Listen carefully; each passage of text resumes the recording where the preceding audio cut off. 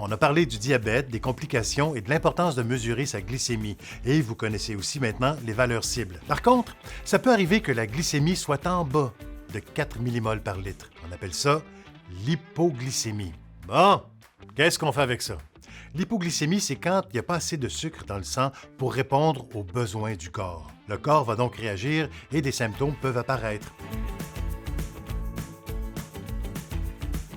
Les plus fréquents sont des tremblements, des fringales, la transpiration, un mal de tête, une altération de la vue, de la faiblesse et un changement d'humeur soudain. Mais là, mettez pas tout votre mauvais caractère sur le dos de l'hypo, là. Non.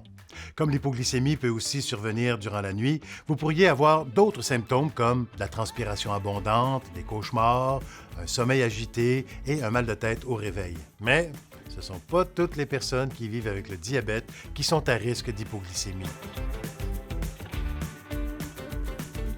Les personnes qui sont à risque sont celles qui prennent des médicaments appelés sécrétagogues de l'insuline ou qui prennent de l'insuline. Si vous ne faites pas partie de ces personnes-là, votre corps est généralement capable de faire remonter votre glycémie par lui-même et vous n'êtes donc pas à risque d'hypoglycémie. Si vous prenez ces médicaments-là ou de l'insuline, il y a des situations qui peuvent augmenter votre risque de faire une hypoglycémie.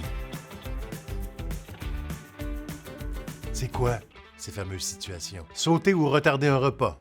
Manger moins de glucides qu'à l'habitude, faire de l'activité physique de façon intensive ou sur une longue période, boire de l'alcool sans avoir mangé, faites jamais ça. Et finalement, de prendre une dose trop élevée de vos médicaments pour votre diabète. Heureusement, une hypoglycémie, ça se traite. Dès que vous ressentez des symptômes d'hypoglycémie, c'est important de vérifier votre glycémie pour valider si elle est en dessous du 4 millimoles par litre ou non. Ça se pourrait aussi que vous soyez en hypoglycémie sans avoir de symptômes. Les épisodes d'hypoglycémie ne doivent pas être pris à la légère et doivent être traités rapidement. Tout d'abord, prendre tout de suite 15 grammes de glucides à absorption rapide. Ça peut être 4 comprimés de Dex4, une cuillère à soupe de sirop de maïs, de miel ou de sirop d'érable, 4 sachets de sucre dissous dans l'eau ou 150 ml, soit 2 tiers de tasse de boisson gazeuse ordinaire ou de jus de fruits.